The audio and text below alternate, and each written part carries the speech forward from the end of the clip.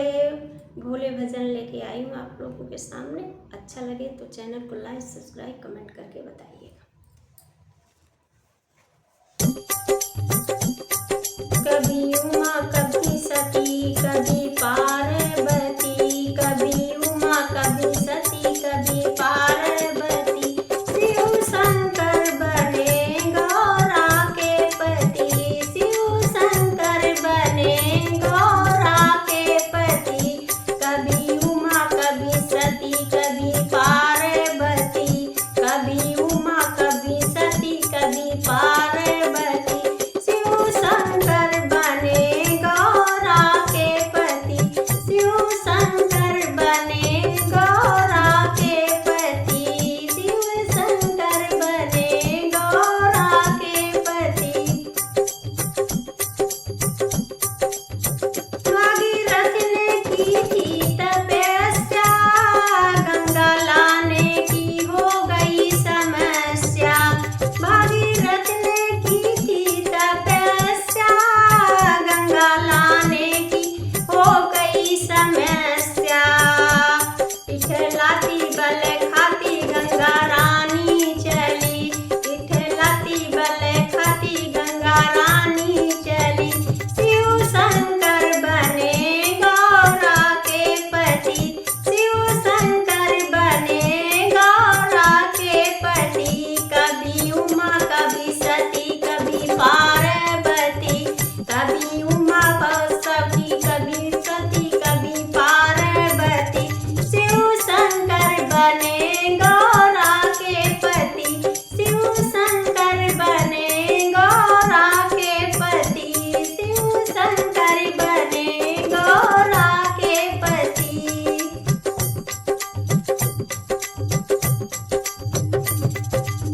शिव शंकर ने जटा फैलाई, जटा बीच में गंगा समाई, शिव शंकर ने जटा फैलाई, जटा बीच में गंगा समाई। इठलाती बल खाती धरती पर चली, इठलाती बल खाती धरती पर चली, शिव शंकर बने गौरा के पति, शिव शंकर बने गौरा के पति। कभी उमा कभी सती कभी पार्वती, कभी उमा कभी सती कभी पार्वती, शिव शंकर बने गौरा के पति, शिव शंकर बने गौरा के पति, शिव शंकर बने गौरा के पति।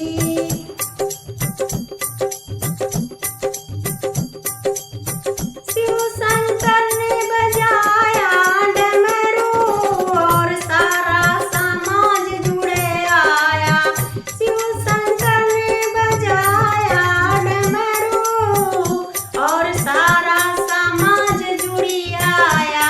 आए भूत आए प्रेत नाचे जोगी पति, आए भूत आए प्रेत नाचे जोगी पति, शिव शंकर बने गौरा के पति, शिव शंकर बने गौरा के पति।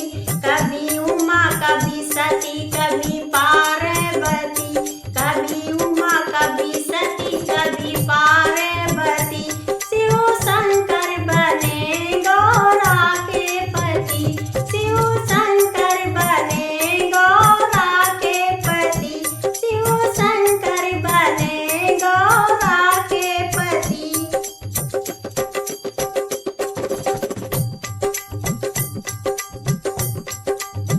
रिद्धि सिद्धि के दाता गजानन, बल बुद्धि के दाता त्रिपुरारी, रिद्धि सिद्धि के दाता गजानन, बल बुद्धि के दाता त्रिपुरारी।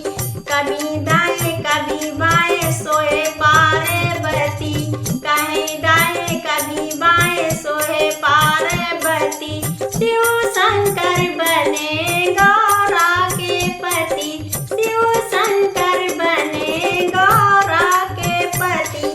कभी उमा कभी उमापति, कभी सती, कभी पार्वती, कभी उमा, कभी सती, कभी पार्वती, शिव शंकर बने गौरा के पति, शिव शंकर बने गौरा के पति। कभी दाऊ, कभी उमा,